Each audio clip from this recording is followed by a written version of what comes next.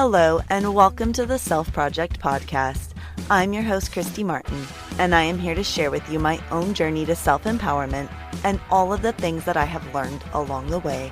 I pull from my vastly unique encounters, wide variety of experiences, and overly active imagination to bring to you, well, just absolutely everything I know. We are going to deep dive into spirituality, transformation, and healing. We are going to empower you to change your life, raise your vibe, and create the life you want to be living. I want to spin you into action. I want to launch you out of your comfort zone, and I want to give you the tips, tools, and the inspiration to go and live your most empowered dream life. Hello, and welcome back this week. I was having some technical issues, but I hope that we are all fixed. It looks like we are. So I'm back in the closet, and I had a kid walk by to go to the bathroom. And then I kind of popped my head out as he walked back by. He's like, "What are you doing in the closet?" I'm like, "Oh, I'm in my podcast studio. I'm just going to record." And he's like, "Oh, okay." So I just think it's funny. I've got everybody so conditioned in my house to my zaniness that I can literally tell them I'm doing anything and it doesn't faze them. They're just like, "Oh, okay." I could be like, "Well, I'm going to climb up on the roof and I'm going to parachute down because I'm making a video." And they'd be like, "Oh, okay." So go for shock factor around here. And I'm not, I don't get it. My husband came home one day and I pretty much told him, like, "We're going to pack up and we're going to move to Bali." And he would be like, "Okay."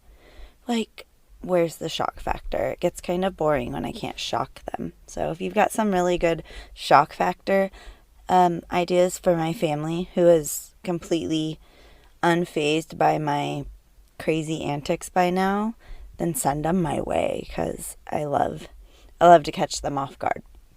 Anyways, so diving in after all that sidetrack, I wanted to touch on an interesting subject today, something that I have struggled with myself in my own journey, so I thought that it was really important to bring it out and talk about it. This can be, again, another one of those really uncomfortable subjects because people do not like to have their beliefs challenged, because if you bring up a good point and they start to look at their belief in a different light and their belief ends up being deconstructed and falling apart, depending on what, underlying cards. Think of a house of cards. If you pull a card midway, what other beliefs are going to come tumbling down that have constructed their whole house of cards, so to say? So when you start challenging the structure and the stability, basically, of people's lives because of the beliefs that they hold, people can get real defensive about that. So, moving on, we're going to be talking today about what the difference is between spirituality and religion. Because I know for myself, up until recently, I did not know what the difference was. The two of those things came hand in hand when I took a look at them. To be spiritual meant that you had a religion that you were following, say, like in my case, my religion that I would subscribe to, I would say, would be Christianity. So to me, being spiritual meant that, like, you were in church, you were praying to God every day, you were reading the Bible, you had this connection with Him. And I've never had any of that. So I would have neither considered myself spiritual nor religious. With that being said, let me explain to you my interpretation, not only of the difference between those, but what I see as being the key differences between spirituality and religion. So to really, really kick this off and start it, I have to tell you a little bit of my story and my experience and my background with religion, with organized religion. So again, like I said, I would say that I am of the Christianity faith. I guess that's how I grew up. The funny thing is, I've talked a little bit back with my mom about this, and she would always like to remind me that I was the one that started going to church first. So, like, as a child, we weren't involved in church, any of that. So I can't even really tell you. What I do know is I think I was in junior high, or no, I was right going into high school, and I met a group of friends that attended a church, and they invited me. It sounded really awesome. I was at that age where I really liked to get out of the house, and there was youth group on Wednesday, and there was church on Sundays, and we could stay there all day. And then we walked across the street to the coffee place, and they had the best freaking blended, what were they called? I think they were called like mocha frappuccinos. You know what I'm talking about. It was, I think, juice and java. They don't have it anymore. They had the best sprinkles. And I will be 100% honest. At that time in my life, I went to church for the socialization.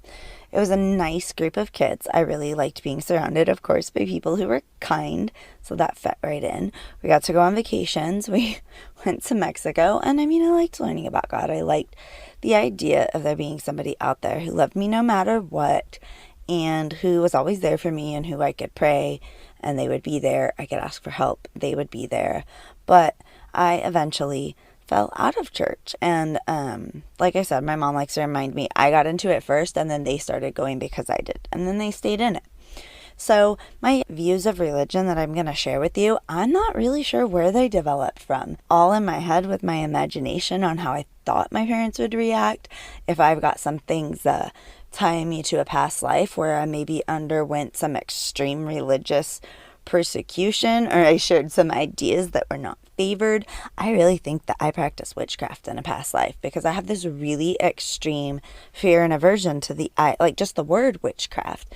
I've actually started really kind of learning and educating myself about it nowadays on how modern witchcraft and magic plays into life nowadays, and it's not at all what I thought it was. Not at all what we're taught as a society, but it is that, magic and witchcraft, it's bad, it's bad, it's bad. And so my hopes are that someday very soon I'm going to bring somebody on who can better explain to us what that means in modern day times, because I'm getting a little off subject going down that rabbit hole. Guys, the rabbit holes pull me in. I'm working on it. I'm getting better at it. But for my little sponge of a brain that likes to learn and absorb new ideas and knowledge, it loves rabbit holes. So I have to be very deliberate about staying away from said rabbit holes. So now getting us back on track. So my experience with religion early on in my childhood and my teenage years was just that. There was never any pressure from my parents. We were never extremely religious. So again, I don't know where these ideas have formed. Maybe later from my adulthood, I know my grandma all the time tells me, Jesus loves me, he's praying for you, talk to Jesus, whatever. But I never feel like it's been like anything super extreme. So where my ideas came and my beliefs came from, I really have no idea. So I would really like to start with defining what my interpretation is of the difference between spirituality versus religion. I would define spirituality as being your own personal journey. This is about your connection to your own authentic self. It's your own experience. It's about your connection to something that's bigger than you, whether that be God or the universe or Mother Earth or whatever it is that you believe in. I believe that it is really important that you have something that you subscribe to that is beyond yourself, that you're not completely believing that you're it, you're the top, you're the highest power. There's nothing that is above you. Not because I think that you need judgment or policing, but because I think that we all need to have the belief that there's something out there bigger than us that does have control of situations, that we can put faith and trust into. So I do think that that aspect is imperative, but I also think that that needs to be a relationship that you develop by your own design. Religion often gives you this specific set of rules. So my belief by reading the Bible and attending church and my limited scope of my version of Christianity was basically, here's the Bible, here's this rule book. There's one way to ascension, to get to heaven, basically. There's one way, and that's through Jesus Christ. And if you don't believe in Jesus Christ, you go to hell. And if you don't ask for forgiveness, you go to hell. So that that idea of here's a rule book, here's what you have to do versus I get to make the rules. I get to decide how my relationship looks. I get to decide whether I want to pray to connect or I want to meditate to correct. I get to decide that maybe after this lifetime I reincarnate and I come back to help even more people. Like the rule book is unlimited. And I really enjoy that aspect of just being able to create the relationship that I want with my higher power. And as a result, I've felt more connected than ever before to something that is beyond me, something that I can't explain, something that I feel like I'm learning to communicate more and more with on a daily basis. Before, when I would specifically pray to God or be in church, or people say, oh, I felt the Holy Spirit talking to me. I never experienced any of that. I thought, my goodness, there must be something wrong with me. Like, I'm not doing this right, or I'm not pure enough to be spoken to, or I'm just, it was all these things, or it's because I'm not reading the Bible. It's because I skipped a week of church, and like, I had these crazy beliefs that I had to deconstruct in my head, and realize that it's okay that I'm not jiving with this way of approaching my spirituality. I also want to bring up an interesting point that my husband likes to, I'm going to give him credit for this one, that he kind of reminded me of, that all of the spiritual leaders that we look to, Jesus, Muhammad, Buddha, all of those spiritual leaders that we look to, these religions weren't organized until after their time, after their teachings, after their passings. Then a group of men got together and, basically created a structured institution and set of values and rules around this religious, or, this spiritual teacher's teachings. So these figures first came to us not in the form of a, religion. So think of it this way. Jesus didn't come and basically hand us hey, here's the Bible. Here's the rules that I have for you. Here's the entire playbook. He just came and he taught all these different lessons. He just kind of littered all this wisdom behind him, left these droppings of nuggets behind him. And then we as man came along behind him, picking it up, saying, oh my God, this stuff's really, really great. We're going to put it together into this playbook, this rule book that we are going to sell to everybody else. We're going to sell this to the rest of the world. Think of it that way. I'm just offering points of view for those who have never really, organized religion has never really sat well with you, and you just don't know where your place is. Because I was there until recently. I'm like, man, I don't want to go to hell, but this just doesn't resonate with me. I'm not connecting. And it was after this journey into myself and learning how to connect with myself through things like guided meditation and connecting with the idea of my higher self and with source, and going outside and just surrounding myself in Mother Nature, becoming connected and grounded to my physical body, which connected and grounded me to my surroundings, which has brought about the most radical transformations. It's brought me patience. It's brought me happiness. It's brought me my own mental and emotional stability. So also, I feel that religion is can be very fear-based, because I don't want to go to hell. So I'm going to be doing all the right things because I'm scared of being smited by God, or, not being somebody sending a flood my way or something, because I don't 100% follow and sit well with all the ideas in this extremely old book written by some really extremely old men. Another key difference that I really picked up on is the difference between karma, which is what we subscribe to when you are more spiritually based, the idea of the law of karma, that what you give out, the energy, the vibration that you put out, that's what you're going to receive back. I very often, have to explain the law of karma to my children, especially when somebody will not let somebody else maybe borrow their headset, and then the next time around when they want to now borrow that person's remote, said person says no, and it's just a very simple way of explaining karma to them. Like, well, you said no, but he couldn't borrow your thing, so karma. And when you look at religion, again, a lot more fear-based punishment. If you don't follow these sets of rules and guidelines and you don't subscribe to these beliefs, you are going to be smited.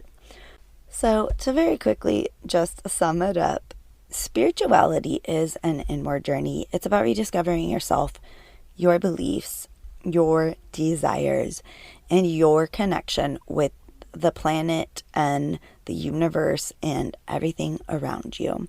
Whereas I view religion more as externally based. So this is more of a system. It gives you tradition, places to worship, it gives you community, a set of rules to follow, a guidebook. So I most definitely think that they can each be exclusive. They can be together. There's no wrong way to go about it. You just need to do what's authentic and true and feels right for you. Something is not sitting right with you, then that is your intuition telling you that something isn't right. Maybe you need to investigate something a little more to form your own beliefs around it, because that is okay. You are not a mindless sheep. It is completely okay, and you have permission to question and form your own beliefs. You have permission to do that. So, you can be spiritual without being religious. You can be religious without being spiritual. You could be very religious and active in your church without feeling like you're connected to your authentic self, or without maybe feeling like you're really, really connected at the level that you want to be to your higher power. And you can be both religious and spiritual. Like, there's, again, no wrong way about it, but you have permission to build up and believe and create what feels good and right and feels like your truth. So I would love to know your guys' thoughts on spirituality versus religion, your experiences with it, and how you feel that they differentiate for you. So come and drop into the Facebook group and let me know what you think. And I will see you back next week. If you're still with me, I'm trying to get off the floor of the closet. And while I'm only 36 years old, my butt fell asleep and I can't get up. I rolled over onto my stomach. You know how like you have to just kind of roll over, and I'm kind of like flopping like a turtle fish. So if you hung on that long, you got this good old tidbit. So thank you for still being here with me while I try to get up off the floor.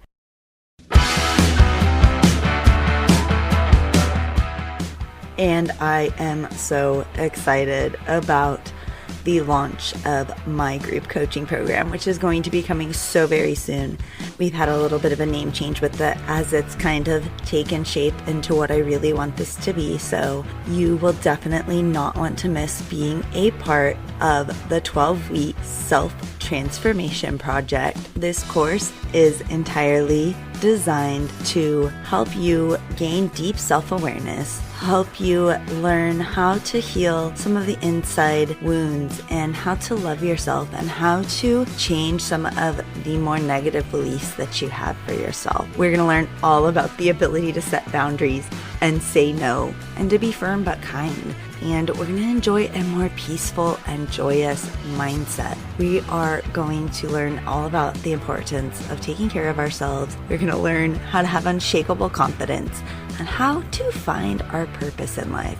Because I truly believe that we're all here for a reason and we all have a gift to share with the world. And if you haven't found yours yet, it can often leave you feeling just a little bit lost and like you don't really know what you're here for. And I've been there, and I don't want that for anybody else. So I am completely designing this course with you in mind. The woman, the mom, the girl, the whoever, that somewhere along the way you picked up all these identities that just aren't you, and you're ready to shed those, and you're ready to step in to your most authentic self, and you are ready to stand up and say, enough, I have the power and I am ready to step in to who I am supposed to be.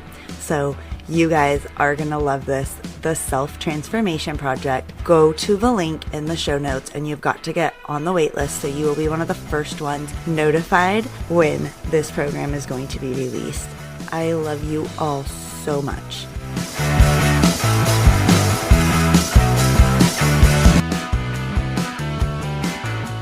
Thank you so much for joining us for the Self Project podcast. I hope that you found a useful tidbit that really spoke to you today. So please come and find me on Instagram at the Self Project Studio and let me know what you want to hear more of. Also, definitely make sure that you come and join my Facebook group at the Self Project Studio Community, because that's going to be where the real fun is. So make sure you subscribe, and I would love for you to leave your reviews and your feedback. I'll catch up with you next week.